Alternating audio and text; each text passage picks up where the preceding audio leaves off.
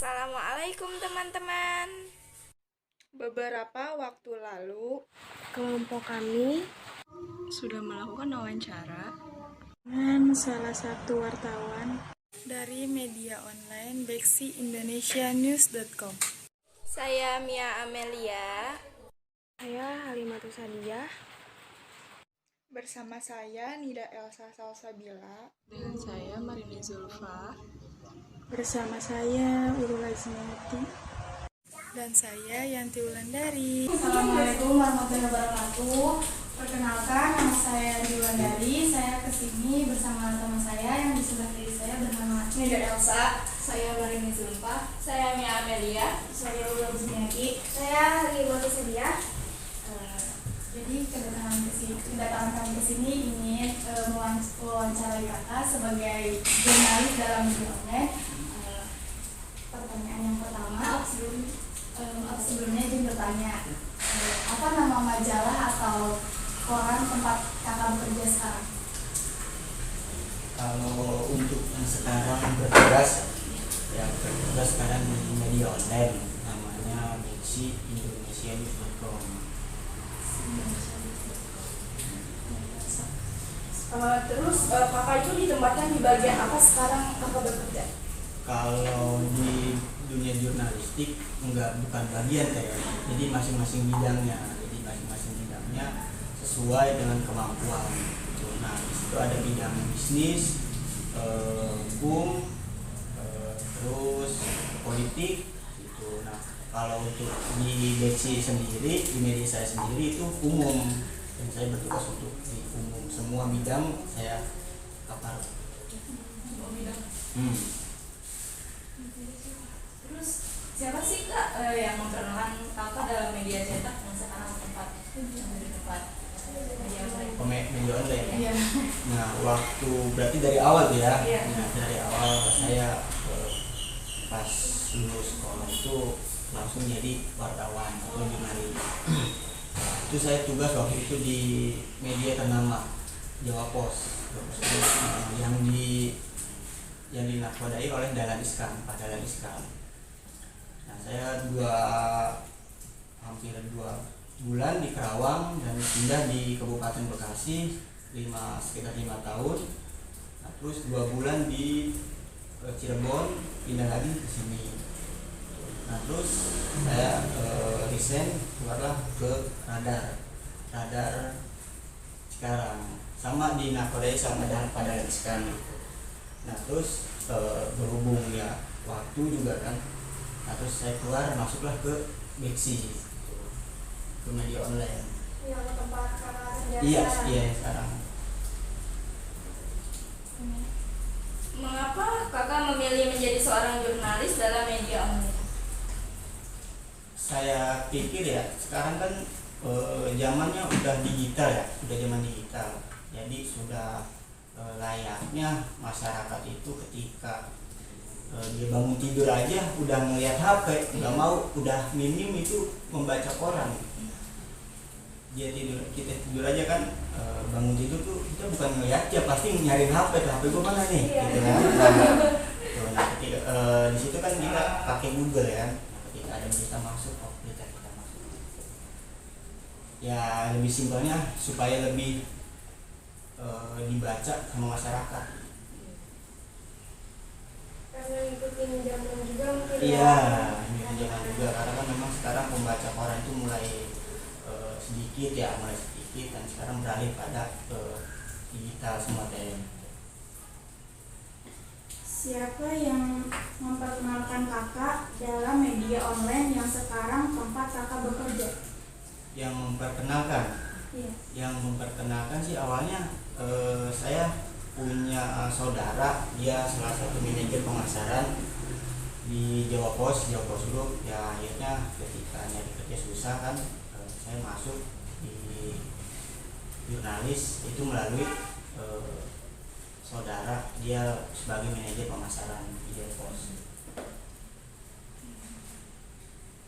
Bagaimana sih kak cara agar tulisan-tulisan yang kita tulis bisa di-up di media online kakak? Misalkan kayak kita kan lagi ada Sambo nih kak, ini nah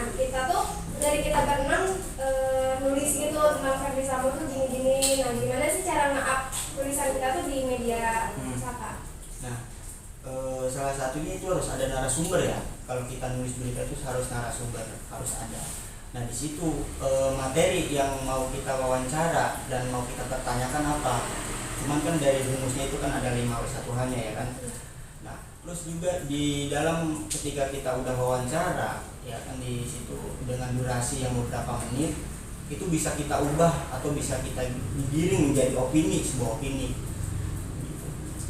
Nah, terus juga penulisan yang bagus ya, kalau udah lebih senior gitu ya, lebih senior dan betul ada rumusnya itu segitiga terbalik namanya, segitiga terbalik atau piramid terbalik. Nah, jadi kataan awal itu harus kata aktif, nggak boleh nggak kata aktif. Pertama itu harus kata tidak langsung, namanya headline. Dan yang kedua, kata kedua itu namanya straight news. Dan yang ketiga itu harus kutipan. Dan kutipan itu harus kata langsung ya. Nggak boleh kata misalkan jam sama pukul kan beda. Jam sama pukul itu kan ada kata langsung dan tidak langsung. Nah, di situ harus bisa membedakan. Itu kutipan itu harus kata langsung. Dan awalan straight news yang tadi saya bilang itu harus kata aktif seperti gitu kan. Dan nggak boleh ada kata yang namanya oleh, nggak boleh. Nah, terus seperti sekarang yang sedang membludak beritanya Ferdy Sambo ya kan, misalkan saya wawancara sama Teteh ya kan, ada beberapa menit durasi yang saya wawancara dan saya pertanyakan itu bisa diubah dan bisa diulang balik dengan bahasa itu juga, cuman dengan bahasa misalkan nanti bisa diganti dengan kata besok gitu kan, di sini bisa di situ gitu. Nah, itu bisa diulang balik bahasa, cuman dia ngomongnya gitu juga, cuman bahasanya kita pelintir sedikit gitu. Iya, kita yang ngatur gitu. Nah, kita yang ngatur asalkan dengan bahasa yang berbeda. Nah, terus juga soal judul. Itu judul berita yang bikin menarik, itu judul berita. Orang kalau baca, ya ini judulnya apa sih? Gitu. Nah, kalau judulnya itu menarik, ya pasti dia baca.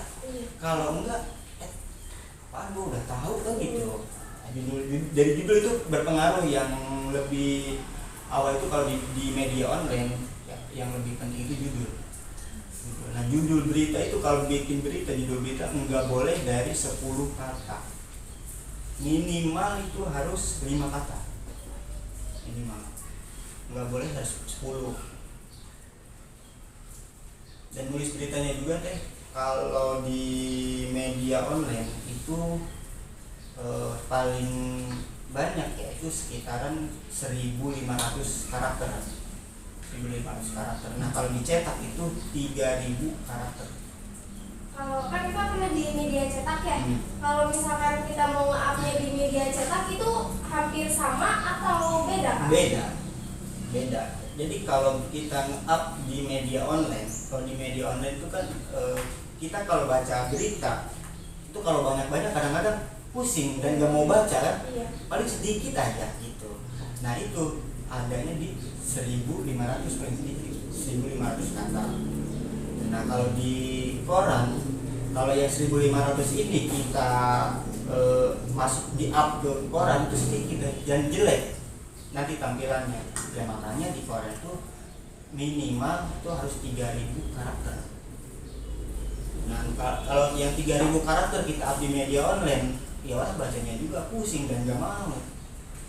Nggak beda kita kalau baca di Facebook aja kan status ini terlalu banyak buat skip aja kan gitu. Nah, gitu. Paling awalannya aja. Nah, awal aja kan kita kalau baca juga gitu ya di awal, apalagi yang menarik itu judul. Tadi kan kata kakak untuk pemula itu lebih diperhatikan dari 5W1H.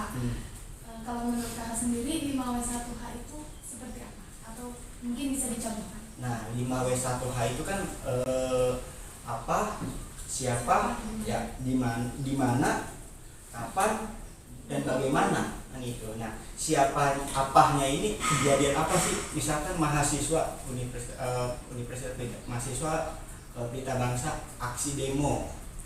Nah, itu kan apanya itu kan ada di situ. Dan kapan? Ya sebutkan di hari ini tanggal, ya kan, tanggal, tahun gitu, dan bulan.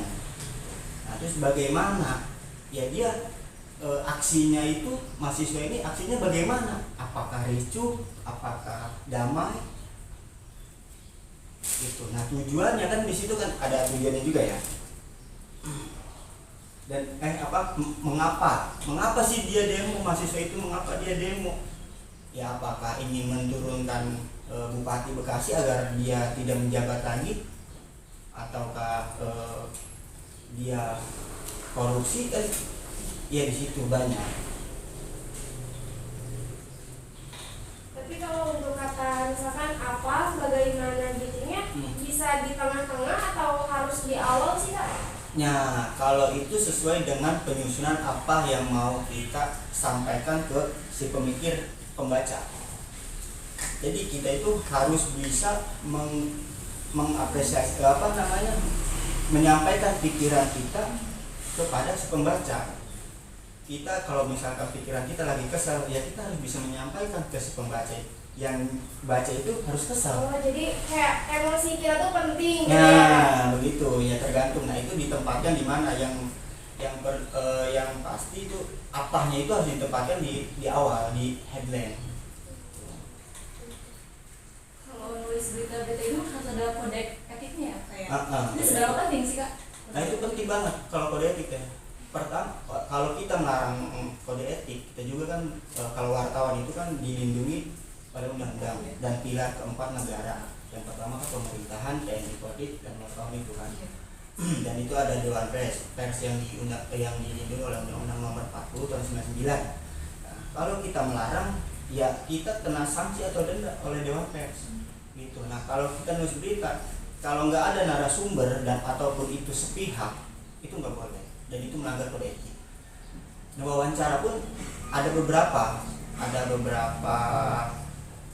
ada doorstop, ya kan, ada santai, ya kan. Nah kalau santai itu seperti kata mata Najwa kan suka ngeliat kan, nah itu namanya ngobrol apa tuh yang ngomongin bahasa Inggris gitu kalau tahu saya.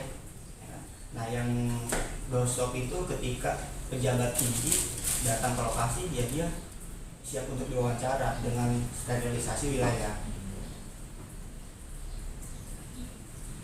Jadi untuk wawancara tersendiri, misalkan saya mau wawancara nih sama dia, jadi kita tuh harus sudah mempersiapkan semuanya gitu ya Kak? Iya. Nah misalkan ada agenda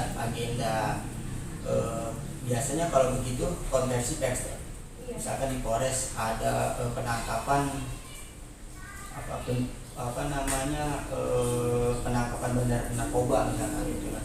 Ya itu nggak jauh dari situ dengan pasalnya, kalau misalnya penangkapannya kayak gimana. Nah kalau Tete secara pribadi dengan ini, ya Tete harus menguasai dulu apa yang harus dipertanyakan. Nah si ini pun nggak harus dia mempersiapkan pertanyaan dari Tete. Jadi ya secara alami aja. Iya, gitu secara ya? alami aja. Kayak ngobrol. Iya, secara ngobrol. Terus apa sih Kak yang memotivasi Kakak terjun ke dunia jurnalistik? Ya kalau motivasi saya terjun ke tulis, dan saya senang juga membuat opini. Itu akhirnya saya terjun ke jurnalistik. Apa sih Kak biasanya suka dukanya kalau di jurnalistik itu? Wah, siap-siap aja emah deh. Iya. Itu jadi jurnalistik itu kan untuk sekarang perusahaan besar kan udah mulai jarang kan. Dan sekarang orang-orang pada kebanyakan mendirikan perusahaan tersendiri yang manajemennya itu kurang bagus. Ya, artinya kalau manajemen itu kurang bagus, otomatis kita sebagai karyawan ya istilah kata, ya kita nggak dapat gaji. Gitu. Nah kalau di perusahaan besar seperti Jawa Pos, terus Kompas, ya kan, terus Detik, nah itu termanajemen yang bagus. Dan kita pun kerja pasti di dalam tekanan. Dan itu pasti dapat gaji ya. Tapi untuk di lokal Kabupaten Bekasi itu jarang sekali yang wartawannya itu dapat gaji dari perusahaan itu. Ya itu suka dukanya. Kalau sukanya Hah? sukanya Kalau sukanya ya kadang-kadang kita ketemu sama pejabat ya dikenal dengan pejabat tinggi kabupaten ya, dengan kepala dinas, dengan sekda, dengan bupati. Tuh, apalagi kita bikin onar duluan. Ya artinya bikin onar, kita tuh bikin rese kita wah, kita terus beritanya Bupati Bekasi ya kan dinilai korupsi atau diduga korupsi, kan boleh sah-sah aja gitu ya. Kita menjas orang di dalam berita itu boleh-boleh saja, misalkan PJ Bupati Bekasi Dani Ramdan diduga korupsi anggaran COVID-19, itu sah-sah aja. Kita kan karena di tatanan naskahnya itu pakai harus diduga, ajas praduga, ya boleh-boleh saja kalau saya menduga. nggak ada undang-undangnya berarti. Enggak. Jadi itu deh enaknya wartawan itu, kita mau menjas orang tuh ya leluasa dengan tulisan kita. Ya kita dilindungi oleh undang-undang. Ada contoh opini kakak yang pernah kakak buat, bisa diceritakan? Ada. Ya salah satunya ya. Ada salah satu pemerintahan desa yang saya duga yaitu menyelewengkan anggaran dana desa sekitar 1 miliar lebih. Dengan dalih dia itu PKD tanah kas desanya itu dialihfungsikan dengan tadinya sawah, terus dialihfungsikan dengan infrastruktur, itu kan berbeda. Nah di situ ada tahapan yang harus risah, harus rislah dan membuatkan proses terlebih dahulu dengan sesuai peraturan perundang-undangan. Nah ketika saya up di situ, ya saya yang tadi saya bilang, saya nggak lepas dari kata praduga karena saya ini mau menggiring opini. Ya istilahnya saya mau memfitnah orang nih, gitu kan. Ya saya pakai diduga dong. Ya, gitu. Nah akhirnya berita itu melambung dengan pembaca 1.000 lebih. Ya kan, ya, akhirnya dia melaporkan saya ke Polres Metro Bekasi waktu itu. Nah akhirnya saya dipanggil kan Polres, dan penyidik pun dia mengajukan ibu bapak, kalau bapak melaporkan wartawan itu salah kalau karena hukum, karena nggak ada dari sononya wartawan penjara. Iya sih. Dari Kalau misalnya emang kayak gitu masih udah nggak ada yang mau jadi wartawan gitu ya kan? Karena emang tugasnya nah, gitu ya. itu pernah kedenger kalau wartawan itu di penjara, ada nggak? Coba kan dari sononya gitu kan? Iya, dari sononya nggak ada wartawan di penjara. Karena emang tugasnya mengkritik kan Nah, masalah gitu. Nah, terus kata penyidik itu, kalau bapak mau menggugat wartawan ini atau tulisannya, silakan bapak ke Dewan Pers.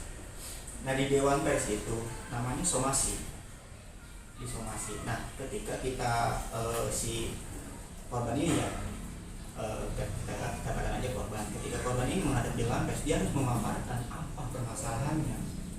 Ya kan? Nah ini pasti nggak mau dong, itu masalah aib soalnya, masalah aib, masa harus bercerita ke orang lain, ya kan? Apalagi dia dekat dengan Kapolri, dengan penegak hukum lainnya gitu kan. Nah pasti dia juga bakal ngoceh, ya ada makin berabe gua. Oh ya udah, akhirnya cabutlah berkas gitu. Nah terus satu lagi saya waktu sekarang udah jadi jenderal ya orangnya. Waktu itu zamannya Heri Asep ya, Kapolres Metro Bekasi. Waktu itu saya masih tugas di Jawa Pos. Saya bikin judul itu Kapolres masuk angin. Jam 7:30 malam itu pagi saya sebar ke setiap polisi dan saya taruh di kantor di Polresnya sendiri di Humas. Coba lagi promosi, kan udah lama Cikarang Express. Iya lagi promosi. Pas dibaca, ya nyampe lah sama Kapolres. Jam 7:30 malam saya dipanggil sama Kapolres menghadap dia di ruangan lantai 3. Waktu itu saya ada teman sama teman saya dulu namanya Gio, dia ngampur ketika itu saya juga pernah main Gio, bis lu di mana? Di rumah bang, lu cepetan ke Polres. Ada apa bang? Udah cepetan ke Polres. Polres kan, saya pakai celana pendek, baru pulang kan saya dari kantor, tapi langsung Polres lagi, balik lagi saya. udah nyampe Polres saya suruh ke kantor, bang gue balik Polres.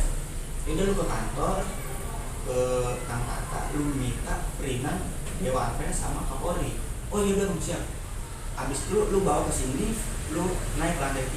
Lantai 3. Ya kan? Dia nggak mau yang namanya Kapolres bisa begini. Dia punya hukum kan.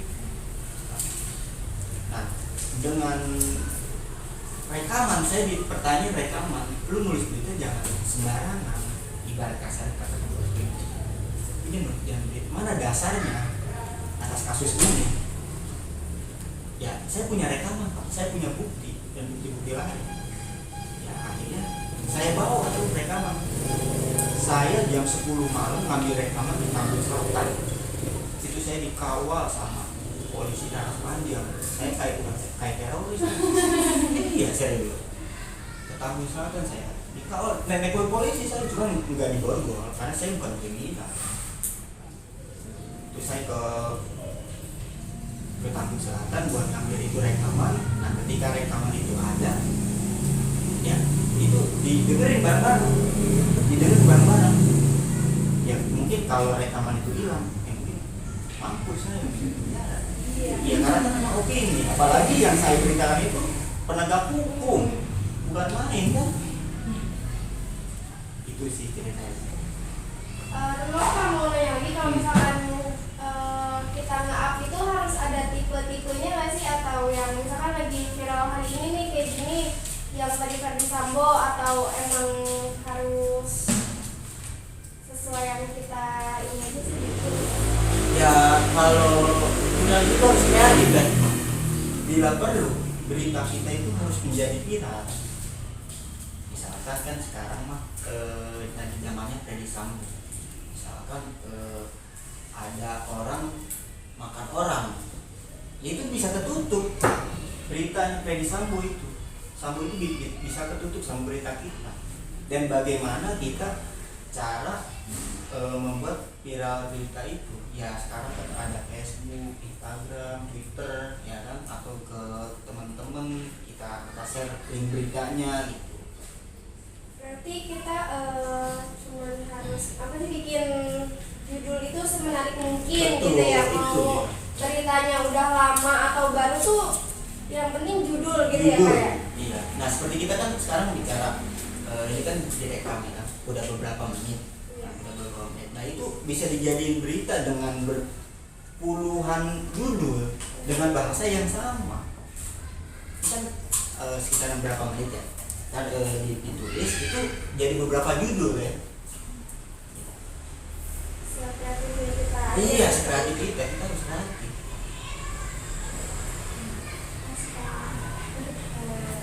Mungkin wawancara dari kita cukup sekian Iya. ya. Terima kasih atas waktunya. Mohon maaf kami banyak mengganggu Iya, Kakak. siap.